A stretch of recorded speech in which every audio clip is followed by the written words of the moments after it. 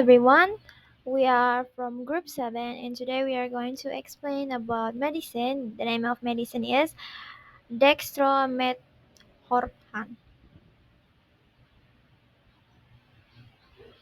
This is our group member. They're Alvin Fernando Jose Siregar, Ocha Magdalena Filipus Putri, Yolanda Audrey, Livia Abel, dan Yunda Hariti Manala. And this is our learning objective.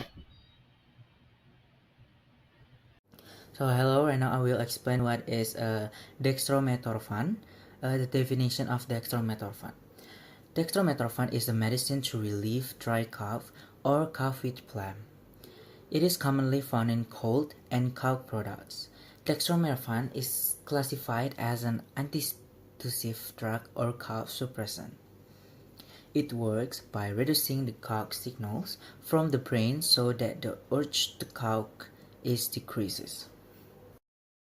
So there are generic names and patent names. The generic name is dextromethorphan, and the patent names they are Robitussin DM, Delsim, Fix the Quill Cough, Mucinex DM, and NY-Quill.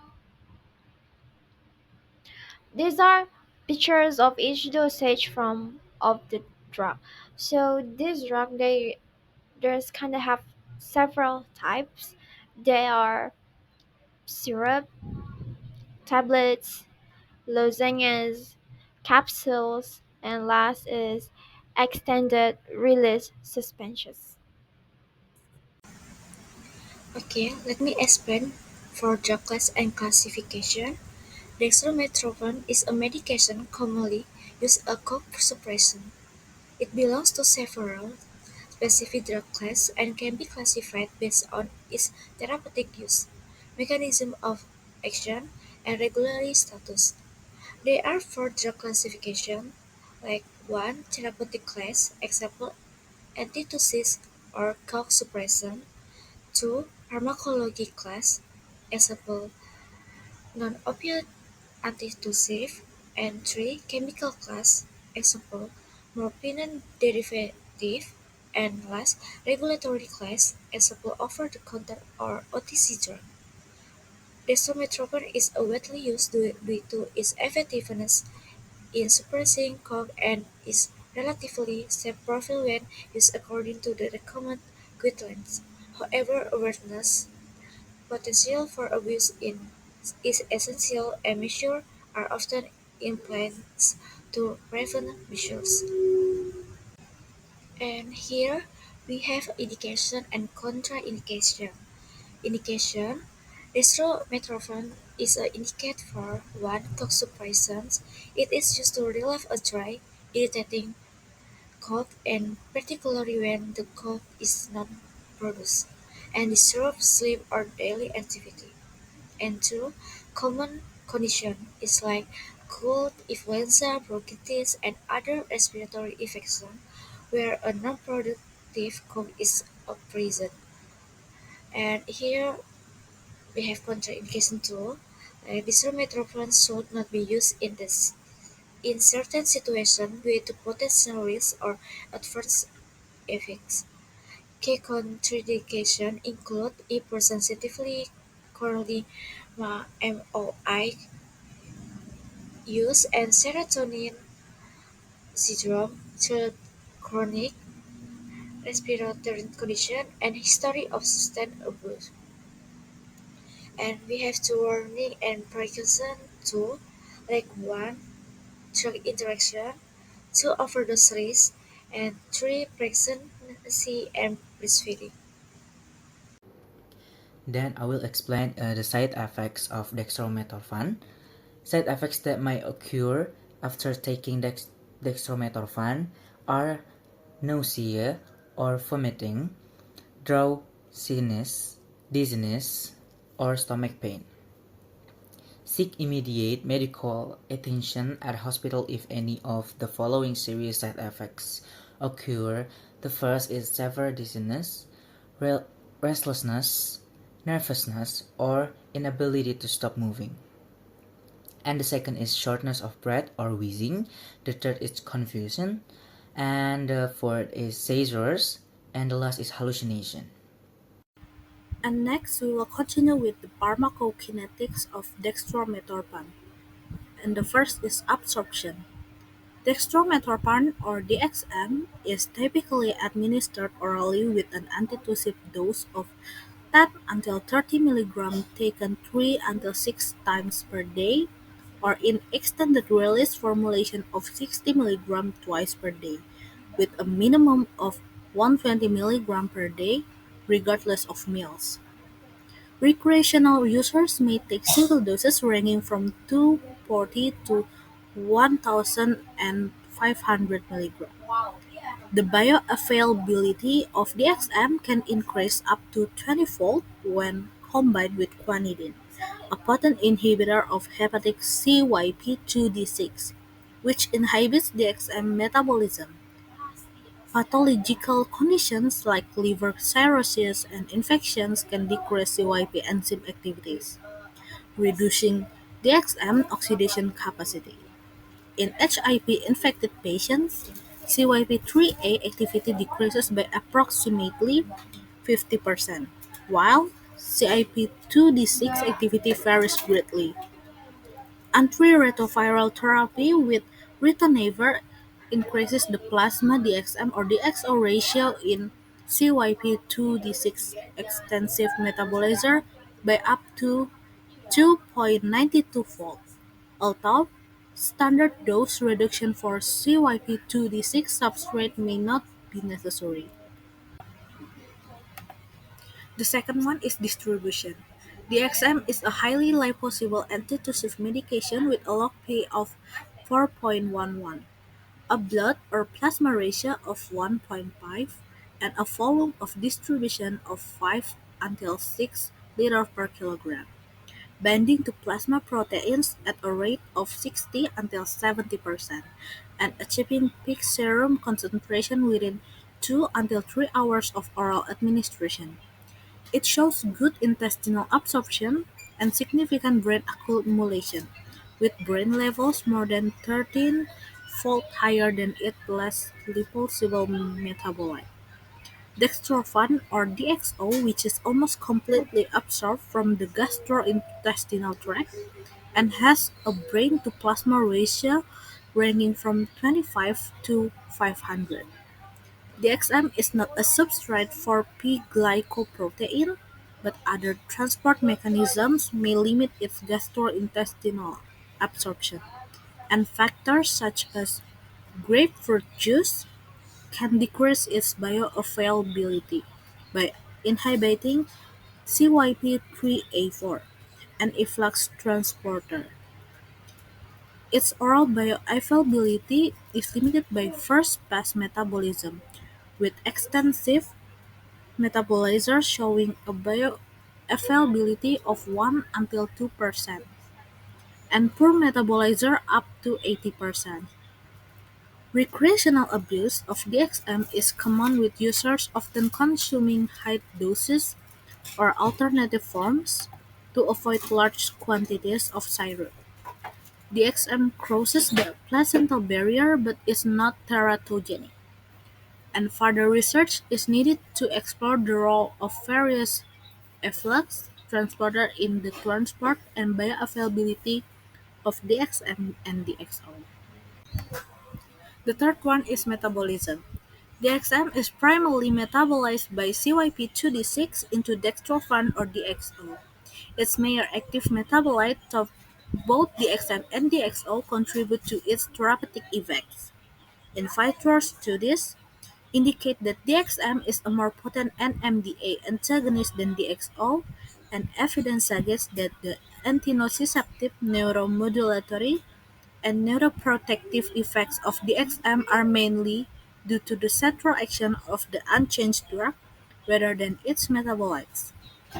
Besides CYP2D6, CYP2C9, and CYP3A4 or 5 also play roles in the XM's metabolism. The XM undergoes N-demethylation to 3-methoxymorphinan and DXO to 3-hydroxymorphinan, which are further processed and excreted as glucuronide and sulfate conjugates. The metabolic differences between poor and extensive metabolizers do not significantly affect these pathways, and co-administration with grapefruit juice inhibits CYP3A4, reducing the production of certain metabolites. Consequently, the XM's metabolism and efficiency are influenced by various cytochrome P450 enzymes, highlighting the complexity of its pharmacokinetics. So the last step of the pharmacokinetics is elimination. The exam exhibits an onset of action of 15 until 30 minutes and a half-life of 1.4 until 3.9 hours as the parent compound and 3.4 until 5.6 hours as dextropan or DXO, its major metabolite. Its duration of action, lasting 5 until 6 hours, is affected by individual CYP2D6 enzyme activity. The XM is primarily excreted in urine, mainly as conjugated metabolites of DXO and 3-hydroxymorphine, with traces of the unchanged drug also found.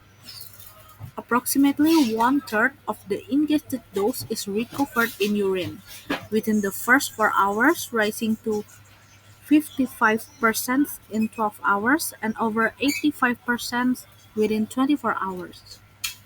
Renal reabsorption may play a role in the overall excretion process for conjugated metabolites, with urinary pH influencing DXM renal clearance.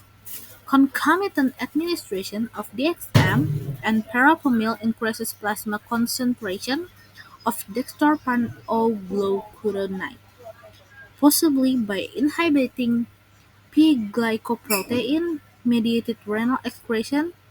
Additionally, incomplete urinary recovery suggests a small percentage of excretion in feces, possibly due to enterohepatic recirculation of DXO, particularly in poor metabolizer.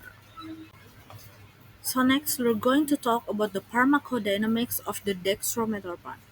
Dextromethorphan, resembling opioids, is prescribed alongside other drugs to address colds and pseudobulbar affect. Its therapeutic range is moderate, with potential intoxication risks at elevated doses. DXM also has a moderate duration of effectiveness. Patients need to be informed about the possibility of intoxication. So I will explain the dosage and mode of administration of dextromethorphan. Common doses of dextromethorphan to relieve a cough without phlegm are for adults and children over 12 years of age is 30 milligrams 3 until 5 times a day. The dose should not exceed 120 milligram per day. And the second is children for age 6 until 12 years old. It's for just 15 milligram 3 until 4 times a day. The dosage should not exceed 60 milligram per day. And the last is for children 4 until 6 years old is 7.5 milligram 3 until 4 times a day. Dosage should not exceed 30 milligram per day. Consume with this medicine before or after meals. For dextromethorphan, tablets or capsules, swallow the medicine with water. Before taking dextromethorphan syrup, shake the medicine bottle first. Use the measuring spoon or cup in the package for accurate dosage. While dextromethorphan syrup is pocket can be consumed directly. For dextromethorphan powder in packets, pour the powder into plain water according to the instruction for use. Stir the medicine until it dissolves and drink the solution immediately. So that's all. So these all the nursing consideration. The first is take as prescribed. The second is provide without diluting. The third one is abstain from alcohol due to central nervous system depression. And the last one is take caution when administering to patients who have respiratory condition or who are on monoamine oxidase inhibitors. Okay, I will explain for Pregnancy Safety Index. Category C. The category is assessed to drug when animal studies have shown an absurd effects on the fetus, but they are not adequate and will control study in humans. However, potential benefit may warrant the use of the drug in pregnant women despite potential risks. Consideration for dextromethorphan use in pregnancy: 1. Animal studies, 2. Human studies, and 3. Clinical consideration. Recommendation: firstly, consultation with healthcare provider. Is pregnant women should consult their healthcare provider before using dextromethorphan. The healthcare provider can help assess the potential benefit and risks and determine if dextromethorphan is appropriate. And secondly, alternative treatment, like in some cases, not pharmacological treatment for cough, such as humidifiers and honey for non-infants, and study hatred may be recommended as safer alternative. For the special precaution, dextromethorphan should not be used for chronic or persistent colds associated with diseases or excessive secretions, and caution is advised for productive colds with significant mucus, or in patients with reduced cold reflexes due to neurological conditions such as stroke, Parkinson's disease, and dementia. It should not be administered to patients with or at risk of respiratory failure, including those with asthma, chronic obstructive pulmonary disease, or pneumonia, and should be used cautiously in those with a history of asthma, avoiding use during acute attacks metabolized by cytochrome P450-2D6. Dextromethorphan can cause life-threatening serotonin syndrome when combined with serotonergic agents, drugs affecting serotonin metabolism, or CYP2D6 inhibitors. Presenting symptoms such as a mental status changes, autonomic instability, neuromuscular abnormalities, and gastrointestinal issues. It should not be used with MAOIs and should be used cautiously with other serotonergic drugs. These are some of our reference. And thank you.